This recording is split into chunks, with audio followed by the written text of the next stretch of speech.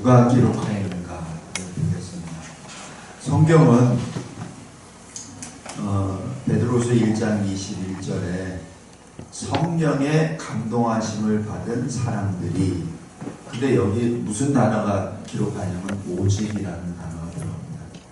오직 성령의 감동하심을 받은 사람들이 하나님께 받아 말한 것이, 이것이 성경입니다. 그리고 여기서 처음에 나온 것은 예언이라는 말을 써요. 그래서 이 성경은 이제 과거의 어떤 일도 기록되어 있지만은 장차 일어날 일에 대하여 기록되어 있고, 그 일어날 일에 대한 총괄된 것이 요한계시록이죠. 그래서 그 요한계시록 전까지는 사실 우리가 경험한 것도 있고 또 쭉 있는데, 지금까지 요한계시록 이전 모든 책은 요한계시록을 향하여 계속 달려가고 있다고 보면 됩니다. 네, 요한계시록은 총 22장인데 1장, 1장에서는 재림 예수의 모습이 나타나고, 그 다음에 2장, 3장에서는 7개의 교회를 향한 하나님 주님의 말씀, 그 주님의 말씀이 책망도 있고, 그 다음에 권면도 있고, 약속도 있습니다. 그 다음에 칭찬받는 교회도 있고, 그리고 4장, 5장에서는 심판하시기 전에 하나님의 역사가 나옵니다.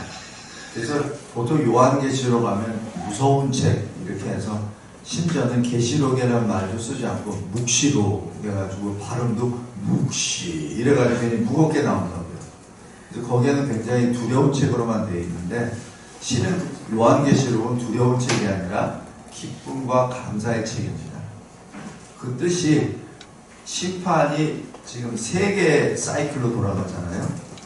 그러니까 인심판이 들어가고, 나팔심판, 그 다음에 대접심판입니다. 제가 왜 심판이란 말을 쓰냐면 보통들 해석할 때 재앙이란 말을 써요. 근데 재앙은 아닙니다. 이건 심판입니다. 그러니까 하나님의 이 책을 읽을 때 주어를 보고선 해야 돼요. 요한계시록의 주어는 하나님이세요. 그래서 심판이란 말을 씁니다. 그래서 심판이 6장부터 시작하는데, 6장 들어가기 전에 4장에서는 성부 하나님께 예배드리는 모습이 나오고, 5장에서는 그 성부 하나님의 권세를 받아서 심판을 시행하시는 어린 양 예수 그리스도의 모습이 계시가 됩니다. 그래서 이 요한계시록 이게 전체를 보면은 심판의 주체는 하나님이라는 얘기예요. 특별히 예수 그리스도라는 것이 거기서 나옵니다. 그리고 또 감격적인 것은 심판 전에 예배를 드린다는 얘기예요. 그 예배를 드린다는 그 자체가, 누가 예배를 드립니까? 구원받는 자들이 예배를 드리죠. 그 4장과 5장이 엄청난 거예요. 엄청난 계시입니다. 고린도후서 12장에 보면은 사도 바울이 왜 삼층천, 그죠? 올라가서 인간의 말로는 표현할 수 없는 것을 보았다. 그건 뭐냐면은 주님이 입 다물라고 하신 겁니다. 물론 글로 표현할 수 없다는 그 표현도 되지만, 주님이 말씀을 하라라고 했을 때 전하는 거지, 말하지 말라는 때 못하는 거거든요. 그래서 사도 바울은 드문드문 이 서신서를 통해서 그렇게 기록했지만, 요한계시록에 있는 것처럼 자세히 그렇게 하지는 않았어요. 근데 사도 바울도 요한이 보았던 그 계시를 분명히 어느 정도 봤을 거예요. 근데 입을 다물고 있습니다. 왜냐하면 그것은 바울의 사명이 아닙니다. 요한의 사명이에요. 달라요. 그래서 요한은 순교자의 길이 아니라 계시록을 기록하는 그 사명을 주셨죠. 그래서 4장에서는 하나님 아버지, 5장에서는 어린 양 예수 그리스도. 근데 예수 그리스도께서 어떤 모습으로 그 인을 받으시냐면, 어린 양의 모습으로, 일찍 죽임을 당했었던 모습으로. 그러니까 그 모습이 뭐죠? 손과 허리, 발에 못자국과 창자국이 있는 그 모습으로 받으셨다는 겁니다. 그게 의미하는 게 굉장히 깊어요.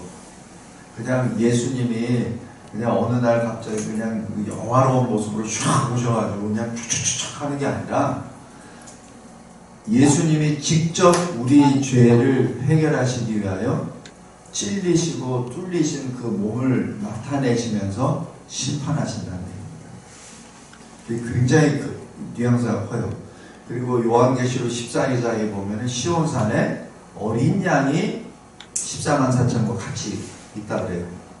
그에게는 면류관을 쓰시고 어떻게 그 영화로운 모습으로 자기 백성과 성계하시 아니라 십자가 고난을 받으신 흔적의 모습으로 쓰셨다는 얘기입니다.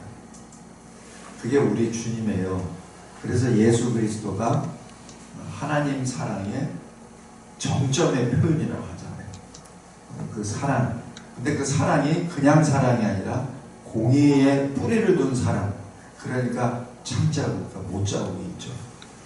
그러니까 하나님을 말할 때 사랑만 말하면 안 된다는 얘기입니다. 반드시 공의가 들어가야 되고 그 다음에 사랑이 들어가야 되고 그게 어디가 먼저인지는 잘 모르나 그러나 이 사도 이 바울을 통해서 하나님이 주신 고린도 13장을 근거로 하면 사랑이 죄입니다. 그러면은 공의도 사랑으로부터 출발하지 않았나 하는 생각을 하게 됩니다. 그러나 우리 인간이 공의가 먼저도 사랑이 먼저도 그걸 따질 필요가 없어요. 같이 간다는 얘기죠. 같이. 근데 공의라고 해가지고 냉엄만 있는 것이 아니란 얘기예요. 그 뿌리가 사랑이란 얘기죠. 그 때문에 인간의 말로는 표현이 안 돼요. 그래서 자칫 잘못하면은 그냥 말장난이 되어버립니다. 말장난하면 안 되고. 그래서 5장까지 한 다음에 6장부터 이제 인심판이라고. 그 다음에 또 가격적인 것이 7장이에요. 7장이 뭐죠? 14만 4천. 흰 옷을 입은 헤아릴 수 없는 많은 사람들. 각 나라와 민족과 백성과 언어로부터 구원함을 받은 자들이. 그죠? 7장입니다. 그러니까 5장에서의 하나님께 예배를 드린, 아니, 어린 양 앞에 예배를 드린 것이 7장으로 들어갑니다. 그 다음에 그 7장 끝나고자마자 들어가는 것이 나팔 심판입니다. 그죠? 그리고 나팔 심판이 들어가고 난 다음에 10장에서부터 11장까지는 예언하는 얘기죠. 그죠? 두루마기를 먹으라. 네 창자에 떠라. 그 자체가 그냥 먹고 뚝딱 하라는 게 아니라 완전히 소화를 해서. 그러니까 위로서는 완전 소화가 아니에요. 소화한 다음에 창자로 내려가야 완전히 흡수가 돼서 돌릴 거 아닙니까? 그러니까 너의 이 예언의 말씀을 완전히 소화시켜서 그 다음에 11장 증인의 역할을 하라. 근데 최근에 보면 그 두 증인이 나오는데 두 증인이 뭐냐에 대해서 찾아보고 감론을 박으래. 그게 중요한 게 아니에요. 물론 중요도 하지. 어느 날 갑자기 두 증인이 나와서 하는 거죠. 그러나 그 두 증인보다도 지금 하나님 앞에 내가 어떻게 하느냐가 더 중요한 거 아니에요? 성경은 그거라고. 그러니까 거기에 초점을 맞춰서 하나님이 주신 말씀에 내가 어떻게 반응을 하느냐 거기다 초점을 맞춰야지 어떤 사실에 대해서 해가지고 이게 맞냐 저게 맞냐 그거는 아니라는 얘기입니다. 그래서 초점을 거기다 맞추고 그래서 10장 11장에서 증인 역할을 하고 그 다음에 뭐예요? 12장 13장에서는 이렇게 된 모든 배경이 사탄이라는 거죠. 그래서 12장 13장에 옛뱀 마귀 사탄이 등장하고 그가 등장한 목적이 뭐냐는 얘기죠.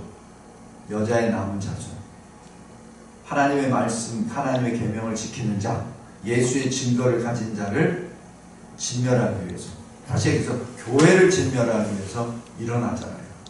그 일어날 때 13장에서 바다에서 정치 권세자, 땅에서 거짓 선지자들 불러 모아서 교회를 공격하는 그 모습, 그걸 왜 기록했겠습니까? 말세에 현세를 바라보고 이것이 지금 짐승의 말인지 아니면은 증인의 말인지 구별하라는 얘기죠. 그것을 영적으로 보여준 겁니다. 그것이 12장, 13장입니다. 그 다음에 14장에 시온산에 어린 양과 구원받은 자들이 같이 새 노래를 부르는 장면이 나오고 15장에 모세의 노래를 이어지죠. 그리고 16장부터 마지막 심판 사이클이 들어갑니다. 대접 심판이죠. 그리고 17장, 18장에 큰 음녀, 큰 성 바벨론, 그게 뭐죠? 세상의 도시들입니다. 세상 사람들이에요. 그러니까 이 노아 시대에 보면은 노아 방주에 들어간 사람을 제외한 모든 것이 큰 음녀의 큰 성 바벨론이죠. 거기에 속해 있는 사람들을 말하죠. 그 다음에 나온 것이 19장. 백마를 타고 면류관을 쓰고 그리고 오시는 분 주님이시죠. 그래서 면류관을 쓴다는 얘기 자체가 심판이라는 뜻입니다. 전쟁을 하기 위해서는 면류관을 쓰는 것이 아니라 투구를 써야 돼요. 근데 면류관을 쓴다는 얘기는 이거는 전쟁이 아니란 얘기입니다. 이건 심판이란 얘기고 그리고 주님의 역사에 대해서는 상대가 없다는 얘기입니다. 그런데 아마겟돈을 전쟁을 일으키는 새 더러운 개구리 같은 영은 싸운다고 해요. 그래서 그 싸움을 위해서 사람들을 모으죠. 그래서 아마겟돈에서 전쟁을 일으킵니다. 그러나 19장에서 이건 전쟁이 아니야. 심판이야. 그리고 그 이름이 하나님의 말씀 이렇게 기록되죠. 그 다음에 20장에 다시 한번 이 모든 스토리를 다시 한번 또 재정리하죠. 사탄이 왜 이렇게 됐었는지 하나님이 그 때가 차서 사탄을 놓아주었고 그 다음에 그 미혹된 자들이 어떻게 될 것이냐는 거. 그래서 이 요한계시록 20장 맨 마지막에 보면은 어떤 말씀이 나오냐면 불못에 떨어지리라. 그죠? 그 다음에 21장 1절이 기록됩니다. 내가 또 보니 새하늘과 새 땅. 그래서 새하늘과 새 땅, 새 예루살렘을 성을 볼 수 있는 사람은 누가? 생명책에 기록된 자. 많이 볼 수 있습니다. 생명책에 기록되지 못한 사람은 21장을 볼 수 없습니다. 그리고 22장에 마무리를 하면서 내가 반드시 곧 오리라. 그러자 뭐라고 해요? 말합니다. 그걸로 끝나잖아요. 그래서 이게 총 요한계시록이거든요. 그래서 이 예언은 언제든지 사람의 뜻으로 낸 것이 아니요. 그러니까 자꾸 자기 소견에 오른 대로 자기 식대로 해석하지 말라는 얘기입니다. 원저자의 뜻이 무엇인지 그것을 알아는 얘기죠. 원저자. 그 원저자는 바로 성령이요 하나님이심을 생각합니다.